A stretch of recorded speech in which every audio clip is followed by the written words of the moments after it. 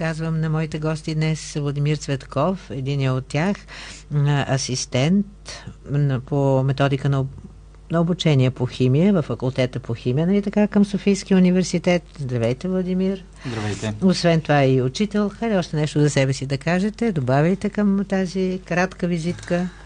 Какво да кажа? За мен аз няколко години имам опит като учител. От година и половина-две съм в университета и също се занимавам с това да подготвям млади хора да стават учители по химия. Да.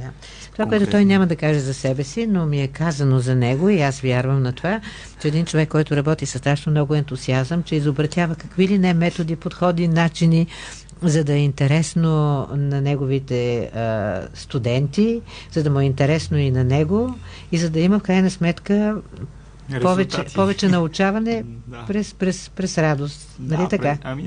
През преживяване. През преживяване, да. Другият гост в студиото е Деси Стоева. Тя не за първи път идва при нас в нашото предаване. Тя е един от основателите на детска градина Монтесори. Чували сте, предполагам, за този метод. Здрасти, Деси. Въпреки това обаче не е лошо малко повече да кажем сега отново, защото може пък не всички слушатели да знаят. Предполагам, че Владимир знае за Монтесори. Няма как да не знае. Здравейте, аз съм Деси. Преди 11 години с група родители създадахме първата Монтесори детска градина в България. По-настоящен съм Монтесори обучител. Преподавам в следдипломната квалификация Монтесори и педагогиката в съвременното общество в Софийския университет и подготвяме учители за предучилищен етап. Така, а Монтесори, системата Монтесори, знам, че не е лесно с две думи да се каже, но все пак опитайте какво е специфичното, защото това е ключа към разговора ни всъщност. Монтесори системата е най-разпространената алтернативна педагогика в света. Над 22 000 са Монтесори детските градини и училища до 12 клас. В България опита ни е само с детска градина и училище начално. Живот и здраве ще се разраства. Монтесори е една подготвена среда, която подкрепя детето да се саморазвива. То само открива своите таланти, нужди, интереси и така с подкрепата на учителя то израства във възможно най-добрата среда и вариант на себе си.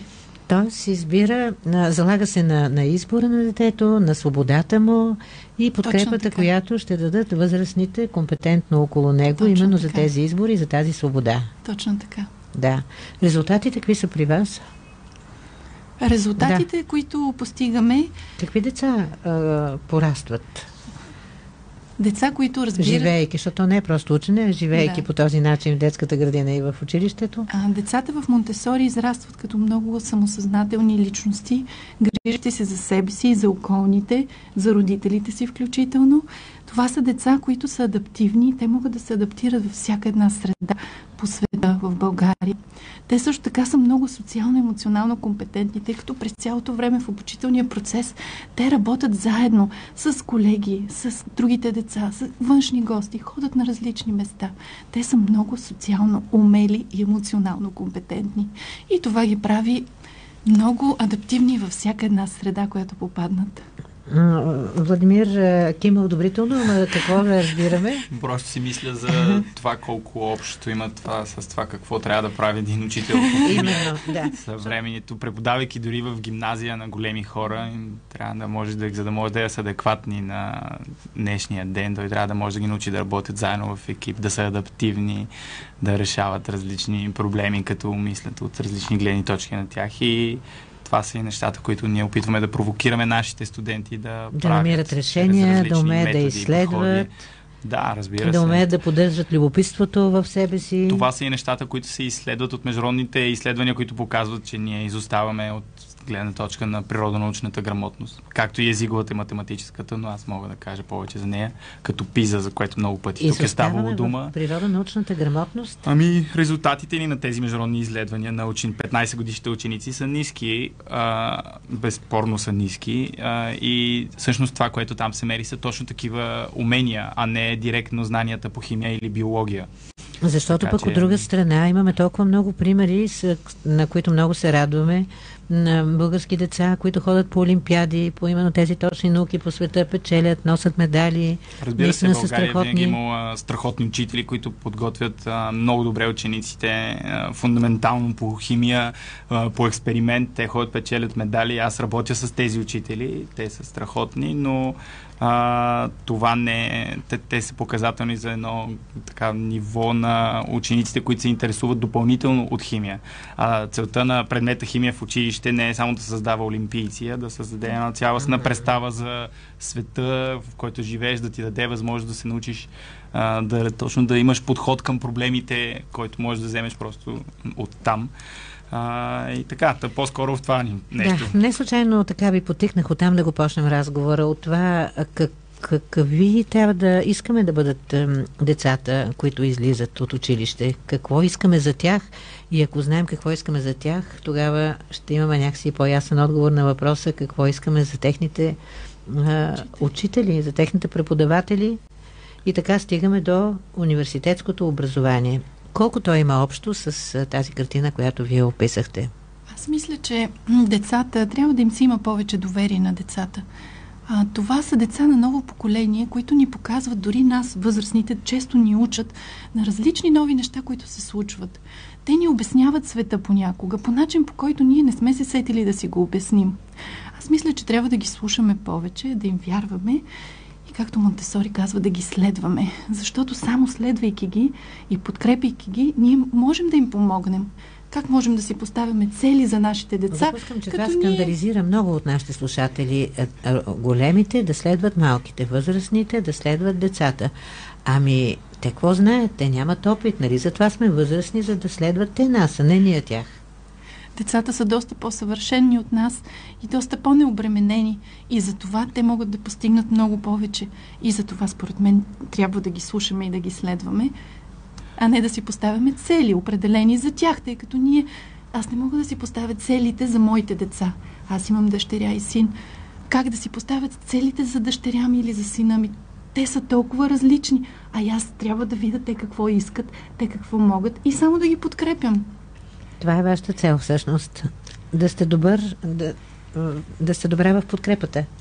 Това е на Монтесори целта. При всяко положение учителя, който може да чува своите ученици и да види какви са техните желания, мечти, за какво имат енергия, ще има по-голям успех. Учителя, който си обича учениците, ще ги чува. Така че това е много важно нещо. Въпросът, според мен, има много общо университетското обучение на учители, защото общо учителите се обучават в университета. Именно, да. По всичките предмети има методика на обучението по този предмет и какво всъщност трябва да се учи. Там от една страна университета трябва да подготви студентите да имат подготовка по съответния предмет. Разбира се, те трябва да са добри химици. Разбира се, те трябва да знаят как да планират един урок, как да организират класната стая, но според мен една много важна задача на университета и въобще на хората, които обучават учители всякакви, е да работи с нагласите на тези учители. Ако те влизат да работят като учители с нагласата, че ще се учат през целия си живот, защото това е факт. Така трябва да бъде за учителите. Ако влизат с нагласата, че мнението на учениците и техните разбирания за живота са важни, ако влизат с нагласата, че това, което те ще правят в училище е изключително важно, тогава имаме такава предпоставки за да имаме едни добри учители в училище. Разбира се, формирането на такива нагласи не е лесна работа. Поканили сме ви днес, за да разкажете вие какво правите и какво вашия опит, с какво той е по-различен от масовата практика. Обаче, аз ви предлагам преди това да видим какъв е масовия случай. Какво предлага университета като подготовка на учителите да отидат в детската градина, след това в началното училище, в средното? Това, което дава университета, какво е и стига ли? Нека да обърнем малко нещата. Университета дава възможности. От студента зависи дали ще вземе тези възможности. Оплакват се, че нямало достатъчно практика в педагогическите специалности. Вижте таблото в университета, то е изпълнено с обяви за почасова работа.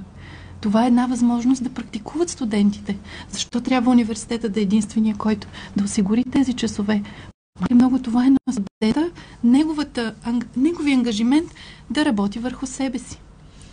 Така, това със сигурност е така, ама дали е достатъчно? Не трябва ли все пак и системата да предлага повече подготовка, а да не се разчита на таблото, което случайно го има или не? На обявата за работа там, искам да кажа. Да, програмите в университета са много мислени. Има, разбира се, те са на държавно ниво определено колко часа по какво трябва да се преподава. Ясно е, че никога няма как да е напълно достатъчно. Аз, когато имат държавен изпит, някой мой студент, много често им давам пример за... Много от тях са шофьори. И им давам пример за деня, в който са си взели шофьорския изпит. Те не са били готови шофьорите. Първа след това продължава. Същото е и с това нещо. Няма как да очакваш, че ще има завършени учители, абсолютно готови за училище. Но според мен аз го приемам като лична моя отговорност като човек, който обучава учители, да опитам да надграждам над тези програми, да разговарям с тях, да ги провокирам да мислят, да ходя да видя колкото мога повече техни часове по време на практиката им и след това да имаме истинска такава дълбока дискусия върху това какво се е получило и какво не и какви са перспективите да развиват себе си като учители.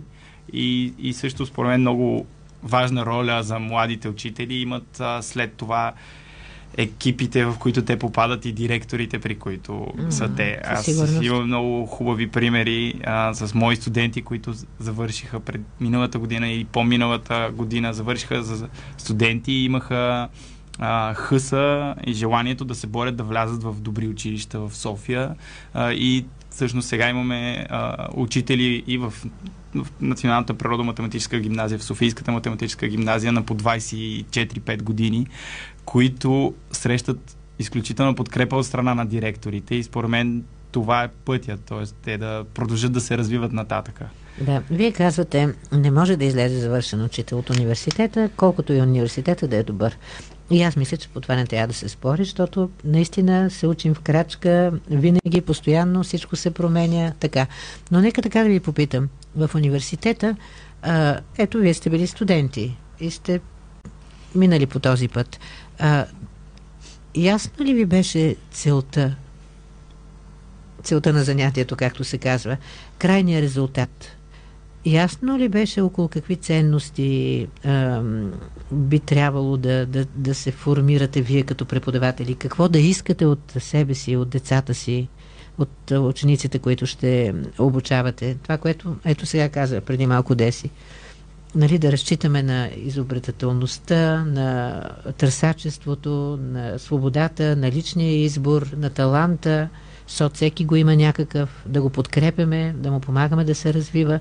Някои формулирали така в университета ясна цел за това какво да бъдат, какви да станат децата, какви да им помогнем да станат? За себе си мога да кажа категорично да. Разбира се, има много неща, които да научи после, но точно хората, които са ме обучавали в такъв допълнителен модул за учител, бяха тези, които най-много ме мотивираха в университета. И аз... Допълнителен модул за учител? Да. По мое собствено желание в 3-ти и 4-ти курс реших и то случайно да реша да уча допълнителна възможност за учител. И обаче вече срещайки хората, които там са ме обучавали, това ме провокира аз да стана учител, иначе никой нямаше да тръгна в тази посока. Аз съвсем други неща си представя, но после живота ми така се завъртя. И това беше през хората, които ме мотивират, защото те искрено вярват в промяната в образованието, в съвременните методи, как трябва да се използват, които трябва да се използват. И да, така че според мен точно хората могат да мотивират такава промяна в твоето собствено мислене и съзнание.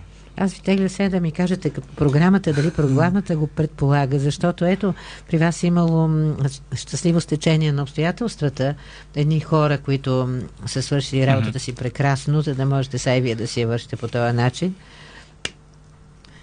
При мен провокацията дойде от децата, които се появиха на бял свят в нашия живот с съпруга ми. И с тази провокация човек обръща цялото си същество към съществото дете и това да го разбере, да може да работи с него. Оттам тръгна моя и професионален път, като развитие, като пренасочване. Аз имах щастие да уча в Великобритания Монтесори педагогика и там учителите, които срещнах и които ме подкрепиха, ме накараха наистина да разбера, че това е моя път.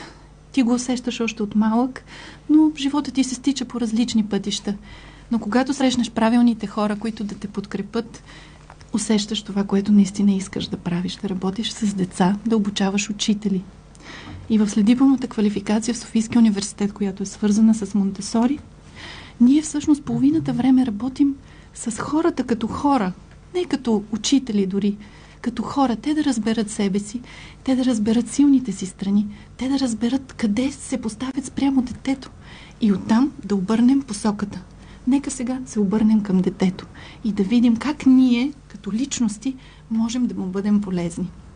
И затова мисля, че голяма част от обучението трябва да преминава и в едно себеосъзнаване, в себеразбиране. Какво включва това обучение? В себеосъзнаване, себеразбиране, себеосмислене? Какво включва то? Това са много игри, които правим с студентите, ролеви игри, упражнения, различни провокации, които им даваме. Те самите влизат в ролеви игри, поставяйки се на мястото на детето и съответно друг техен колега реагира като учител. Ползваме и дизайн мислене, също работим с професионалисти и поставяме много структурирано самите задачи и самите провокации към тях. Но и през цялото време Монтесори философията я пречупваме през личностното осъзнаване и личностното разбиране на самия човек. Къде съм аз? Спрямо детето, спрямо Монтесори, спрямо самия себе си. Да. И по този начин нашата програма е структурирана, освен в развитие на личностни качества. Нашите студенти изучават и Монтесори философия, но ходят и в доста Монтесори детски градини, за да виждат реално практиката и философията едно към едно. Изучават детско развитие, но изучават и методи на наблюдение, тъй като в нашата педагогика е много важно наблюдението на детето. И какво ти виждаш, то какво ти казва чрез поведението си. Изучаваме приобщаващо образование, но и Монтесори терапия. Също много интересно, тъй като... Какво ще рече това? Децата имат различни потребности, които трябва да бъдат подкрепени, защото много учители вдигат ръце, казвайки: мен ми е трудно с това дете. Аз не мога нищо да направя. То през цялото време тича, говори, не спира да се движи. Каква е нашата стратегия спрямо това дете? Какво ние му предлагаме като подкрепа? Как ние наистина следваме неговите нужди и в същото време даваме различни провокации, свързани с образователния процес. Това е нещо, което се учи в Монтесори терапията. А също имаме философия на дигиталното общество, но учим децата и учителите как да работят с медийно-дигитална грамотност, нещо, което е много важно в съвременното общество, тъй като децата още на 3 години родителя дава телефон. Децата трябва да са наясно какво е медийно-дигитална грамотност. Имаме работа с родителите, но и наистина правим дискусии с истински родители, за да видим как учителя разбира родителя, как родителя подкрепя учителя. Това е един път, който извървяваме заедно с студентите, за да могат да имат една пълна картина на случващото се в Монтесори групата, но и в същото време наистина те тепърва започват професионалния си път след завършване на квалификацията и тогава е истинското училище за тях. Представихте ли си го всичко това, Владимир? Представих си го. Може би защото имам опит с такива училища и съм влизал и детски градини. Когато подготвяш един учител по химия, има някои съществени разлики. Едната от тях е, че ти подготвяш човек, който ще прекарва 2 часа седмично с класа, с учениците. Тоест, той трябва да влезе и да ги научи на химия. Доколко се очаква от него да възпитава учениците е сложен въпрос. И доколко той ще може да формира личности от тях. Тоест той не е като начален учител, който е по цял ден, цяла седмица с тези деца. И съответно, понеже говорихме за програмите, разбира се, програмите са изключително фокусирани върху това точно как да преподадем материала, който се изучава в 7-ми клас, свързан с хлора, и по-малко фокусирани върху това как да помогнем на децата да разбират себе си или да взимат избори в живота, които им предстоят в 7-ми клас. И това е нещо, което се очаква от учителите, може би сами да усетят и да развиват, но то е трудно. Така че има тук... Различно е да си начален учител, различно е да си учител в детска градина, различно е да си учител по предмет някакъв в по-голем клас. Това е ясно. Да. Но със сигурност, кой си ти, каква е твоята представа за съществата пред теб, за връзката ти с тях, за това къде искаш заедно да отидете, страшно формира и влияе. Ти, съставяйки със своя ролеви модел пред учениците, ги променяш постоянно. Дори да е 2 часа. Дори да е 2 часа. Може този, който има само 1 час с теб, най-много да ти промени. Да. И точно за това, говорих за това колко е важно да осъзнаят бъдещите учители, колко е ключова тяхната роля. И за това допълнително ние ги провокираме да мислят в тази посока и по време на стажовете, когато се сблъскват те с това да преподават, тогава най-много може би те го осъзнават и точно тогава според мен е много важна подкрепата от хора, които да влязат с тях и да говорят за тези неща. Добре, ще разкажете за вашата практика, след като пуснем рекламите. Аз само за да се подкрепя с един пример, това, което казах преди малко, ето, Владимир ме подсети. Имах една доста скучна учителка по литература, години наред. Тя един път отсъстваше по болест, може би, смени учителката от съседния клас, само 1 час ни преподава тя. Аз дори не помня вече кой автор да е бил, за който тя ни е говорила, но помня начина, по който ни говореше. Този 1 час от 45 минути, мисля, че смени отношението почти на целия ни клас към досадната литература. Тя се превърна в нещо, което е вълнуващо, интересно, привлекателно. 45 минути бяха това. Да. Реклами. Българско национално Дарик радио. Дарик. Знаеш ли, че на 7 февруари отвори врати най-сладкото място в София? Шоко Коop те очаква на улица Раковски 101, за да се погрижи за твоето романтично настроение. В новия магазин на Централния кооперативен съюз ще намериш приготвени на място шоколадови изделия по собствена рецепта и подбрани вина с марката Коop. Нямам търпение да заведа любимия. Office One Суперстор, нов магазин. Къде? Бизнес парк София, сграда 1. Кафето и промоциите от нас, доброто настроение от вас. Специално и само през март, елате и вземете мебели с растяща отстъпка, в зависимост от закупената бройка. Заповядайте, вижте нашите продукти и услуги. Office One Суперстор. Бизнес парк, сграда 1. Очакваме ви на кафе през март. Office One, Office One. Чистите мазето си. Или тавана. Или просто правите домашен ремонт и сменяте мебелите или дограмата си. Напомняме ви да планирате изхвърлянето на едрогабаритните си отпадъци в деня, в който те ще бъдат извозени от вашия район и закарани за рециклиране. Оставени задълго около контейнерите, те често биват събирани нерегламентирано и след това изгаряни недобросъвестно. Нека намалим престоя на отпадъците около контейнерите и заедно да спрем изгарянето, което замърсява въздуха в София. Графиците за извозване на едрогабаритни отпадъци за всички райони са достъпни в раздел Отпадъци на сайта на Столична община. Чуваш ли новите оферти как чуроликат? Всичко се събужда, изпълнено с нови цветове, повече настроение и още повече възможности за пазаруване на супер изгодни цени. Посрещнете пролета в Илиенци с хиляди нови предложения за сезона. Стоков базар Илиенци. Сбъднати мечти на най-ниски цени. Искам тя да ме забележи, искам да й се обадя, искам да я поканя на танц. Започни с цвете, с букет или неповторим подарък. Изненада я, има такова място. Лилия, на Янко Сакъзов 18, в ЖК Дружба и онлайн на Лилия БГ. Лилия явно е място с идеи и почерк за ценители. Съжалявам, че закъснях, но имаше задръстване и търсих къде да спра колата. Аз пък дойдох по-рано, защото паркирах и взех метрото. Къде? На паркинга към метрото на Цариградско шосе. Но има и на Черни връх, и на Ломско шосе.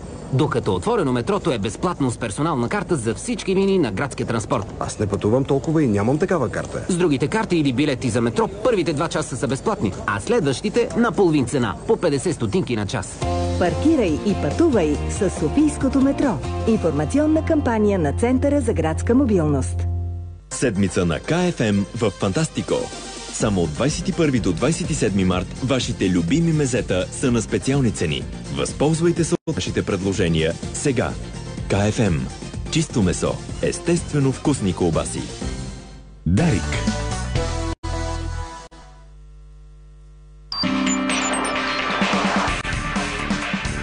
Това е Българското национално Дарик Радио.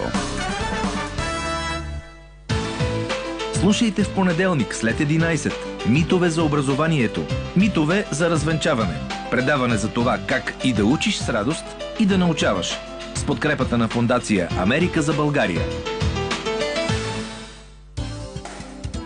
Как студентите и да учат с радост и да научават повече за това как децата да учат с радост и да научават. Този разговор водим сега с двамата ми гости. Владимир Цветков, той, освен че е учител по химия от 5 години, е преподавател по химия в университета.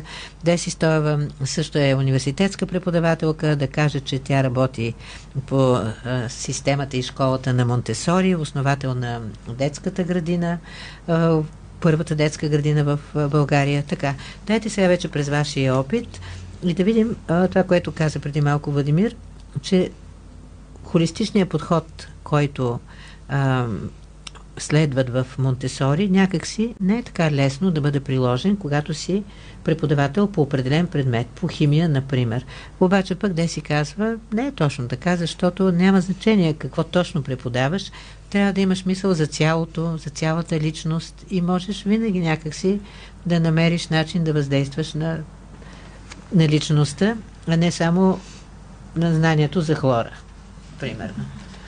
Ти така ли иначе, заставайки пред учениците, въздействаш вече със самото си присъствие на личността и трябва да си даваш сметка за това нещо. И когато ти си един от 10 или 15 учители на тези ученици, ти трябва да имаш представа и кои са тези други хора. Тоест този холистичен подход на тези етапи според мен се случва като една цялостна визия на училището, когато има ясна такава, и на екипите, които преподават. Ако срещите между тези учители са продуктивни, ползотворни и се говори за това нещо, как може заедно да просто единия да надгражда на това, което свърши от другия, а не всеки сам за себе си да преподава, тогава нещата могат да проработят.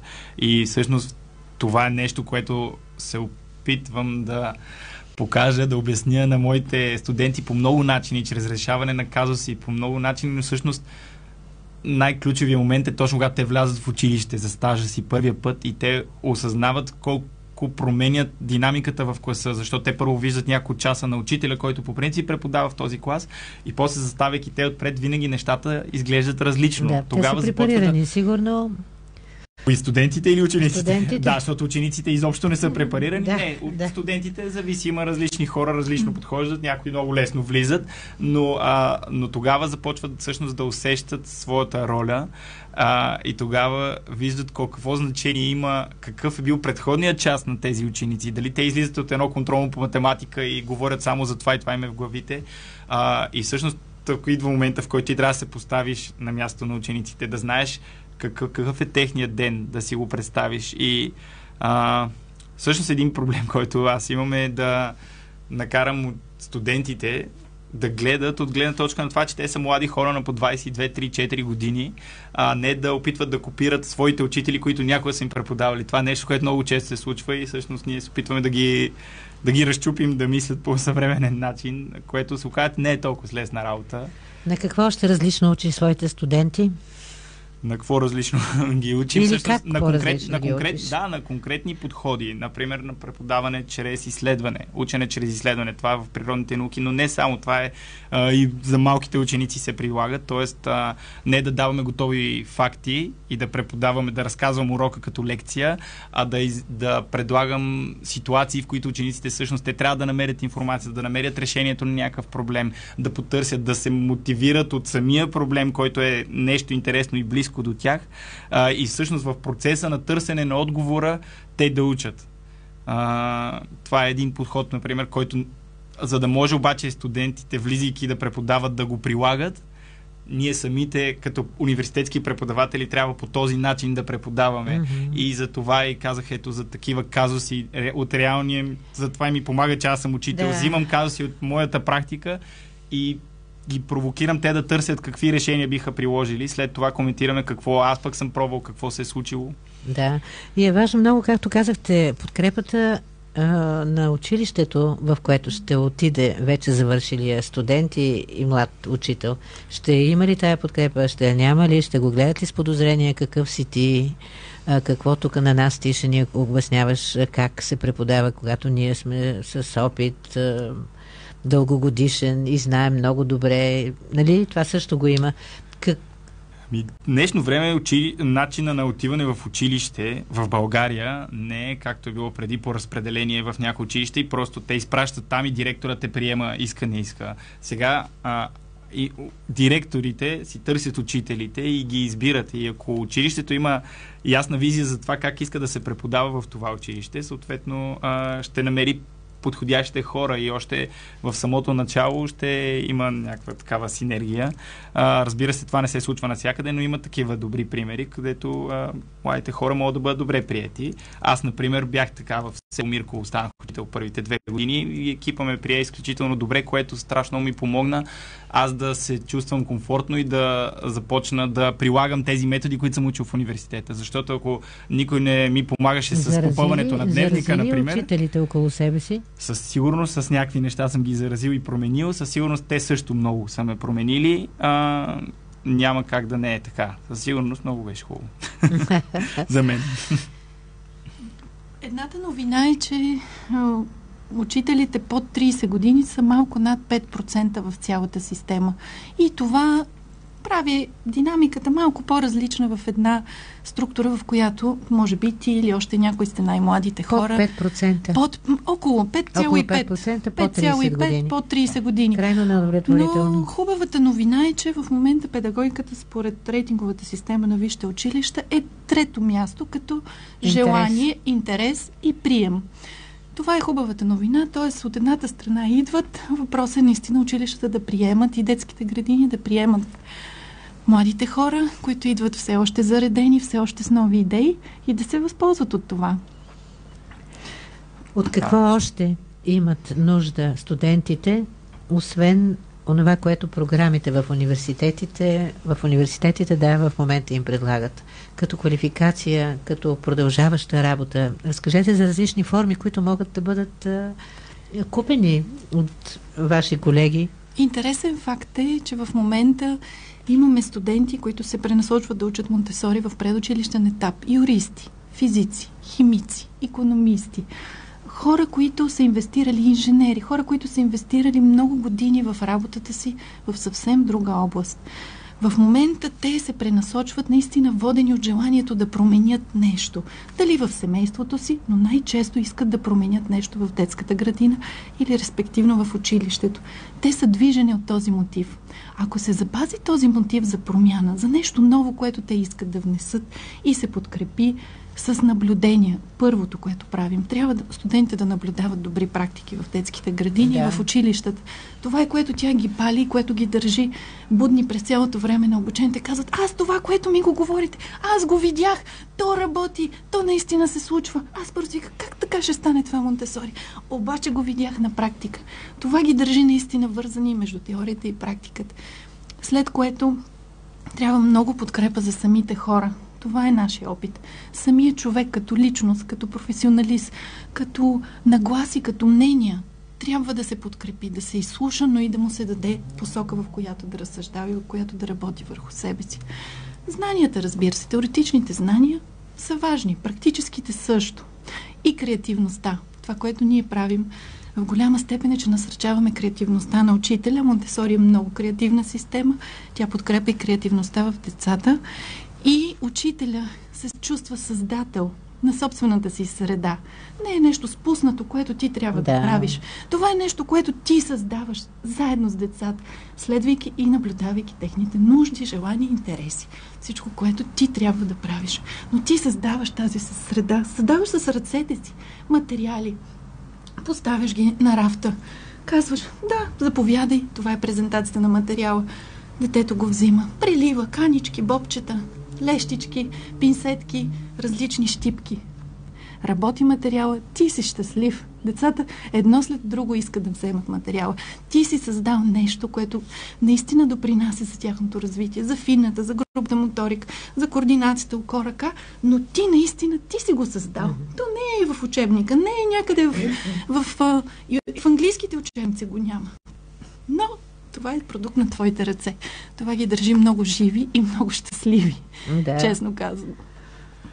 Много е важно, според мен, да мотивираме най-силните ни студенти, в моя случай по химия, да са тези, които искат да станат учители. Това при нас един начин, например, по който се случва, е, че те имат възможност да се срещнат с ученици още в първите 1-2 години от следването си, например, като организират вечери на химията с интересно шоу, с взривове, експлозии, цветове, което, разбира се, целта му е да привлече децата към науката, но се оказва, че много от хората, които организират това нещо, контакта им с децата е това, което после ги запалва да решат да учат магистратура за учител по химия или такъв допълнителен модул. И това според мен е нещо много хубаво, което се случва при нас. Постоянно има разни деца в коридора на университета и тази връзка... Колко работа вършат, имаме още минутка и половина-две, колко работа вършат тези класически квалификационни курсове, след като човек вече е станал учител, именно за да се квалифицира. Реално работят ли? Според мен изключително много зависи от човека, който ги води. Има в момента безкрайен набор от такива курсове, които се водят от най-различни хора и организации. Съответно има такива, които са много ефективни, много полезни за конкретни проблеми, които учителите в това училище имат, а има и такива, които просто се записват, защото отнемат най-малко време и дават кредита, който му е нужен на учителя на всеки еди колко си години да има точно толкова кредита. Така че биха могли да бъдат много добри и са много важни. Квалификационни курсове са различни. Някои са ментета, можем да кажем така, фиктивни са, дават и само тъпията, която ти е нужна. Разказват ти нещо, нали? Но ефектът от тях според мен е малък. Има и такива, които имат много голям ефект върху учителите. Аз като учител съм присъствал на такова обучение за нашия екип, който просто промени вътрешната динамика на карани да сме по-ентусиазирани. Как да се ориентираш? Квалификацията е много важна и последващата, след като завърши университет, последващата квалификация също е важна, но при нас специално в Монтесори идват учители с по 10, 20, 30 годишен опит, директори, които казват: искам нещо ново, искам нещо различно.